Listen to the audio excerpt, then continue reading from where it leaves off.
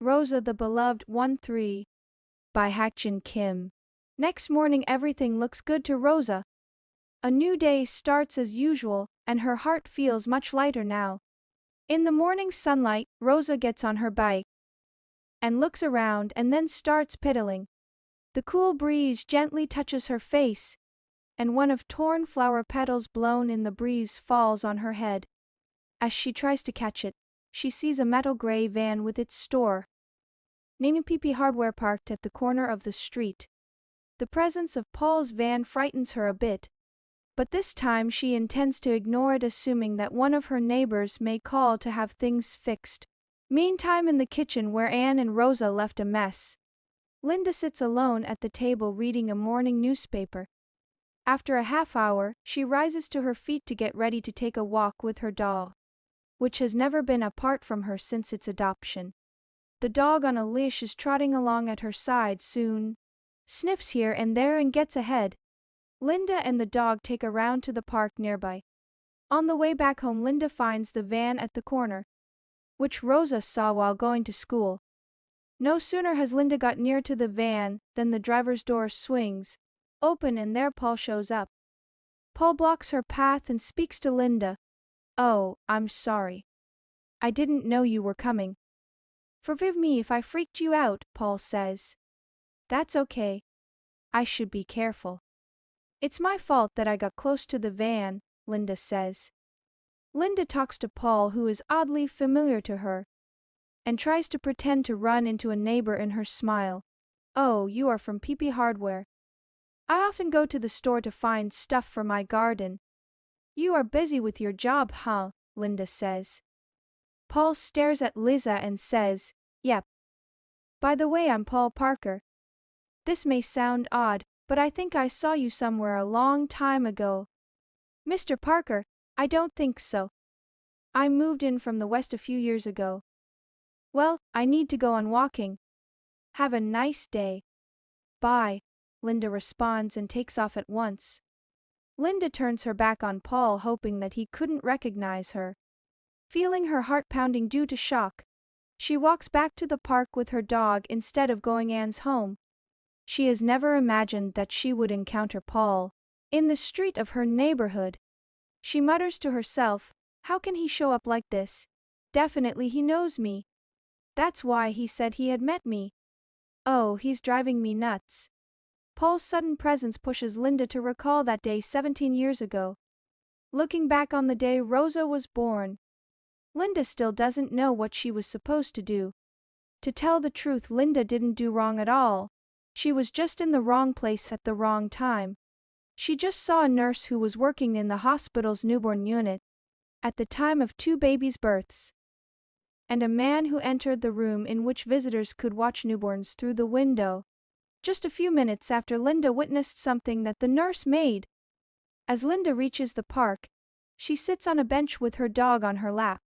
In a very calm and quiet atmosphere, the recollection comes across her mind.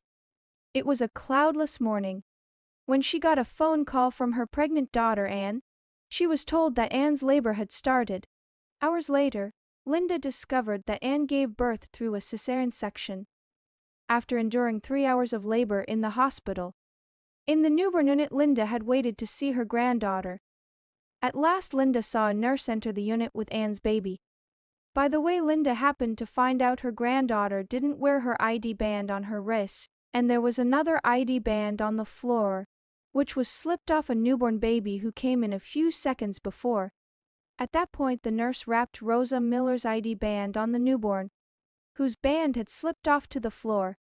Linda was dumbfounded, but she couldn't do anything because it happened too fast for her to fix it, and she wasn't sure of telling the nurse which she couldn't be sure she saw it rightly.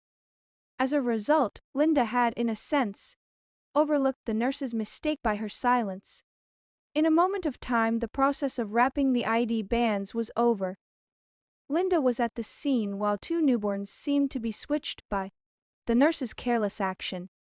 She stood still, asking herself whether she had to knock the window to let the nurse check which baby is Helen. Just then, she saw a man come to see his newborn granddaughter.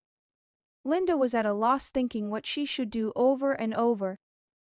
Since then, Linda has kept her mouth shut about the secret of the ID bands. Rosa has been as precious as gold to Linda as she grew into a lovely brunette with brown eyes. Though she's relatively short since her infant days, unlike her parents, Anne and Brian, who are tall and blonde. As Linda sees a woman pass by them with a dog, she is brought back to reality. She rises from the bench and says to herself, "Nothing's going to happen. Seeing him now before me is absolutely a coincidence." In a warm spring light, Paul stands still leaning against his van after Linda left. He keeps thinking of Linda, who looked at him in dismay, which makes Paul convinced that he must be known to her. He thinks that Linda might be shocked when she encountered Paul, since she has never imagined that she was the one that Paul has searched for in recent years. Then she would wonder how they ran into each other near her daughter's house. Linda's defensive attitude was a disappointment to Paul, but Paul feels satisfied from meeting her. As for Paul's past life, there was no reason to envy what others had. When Paul became an adult, he was already affluent enough to run several big stores, including the PP hardware store, with a large property inherited from his father. But things began to change when his first grandson was born with a kidney failure. As a family man, Paul tried to do his best for his first grandchild, and Nancy, his only daughter, dealing with any challenges in keeping his family safe and happy. And he also pushed Nancy to have another child in case she lost her baby boy, since he sensed that Kevin Green, his son-in-law, became estranged from Paul over a money problem and seemed to see another woman. He could leave Nancy if he put his mind to it. The day came on which Nancy gave birth to a baby girl. Paul headed to the hospital without his wife, who had to be with their first 1-year-old grandson. He entered the newborn unit, which had a big glass window for visitors to watch babies, and saw a middle-aged woman who already had been looking at 2 newborn babies. At first glance the woman looked nervous, but Paul, an outgoing man, didn't pay attention to her face and introduced himself. She smiled at Paul, telling him her name Linda with a bit surprised glance. In a few minutes she left in a hurry, and Paul felt sorry not to ask her granddaughter's name as he watched her back walking away. Then he turned his head to his granddaughter, who wore the wristband named Helen. Helen seemed to look up with a puzzled look. Contrary to his expectations, Helen was blonde. She looked so adorable through the window pane. He fixed his gaze at his granddaughter, saying, "Oh, you are Helen. I'm your grandpa, Paul. What a surprise, you are blonde, huh?" Our family had scarcely been blonde with bright blue eyes. But it's okay with me. You are a pretty girl. I'll meet you soon at home. Bye, now.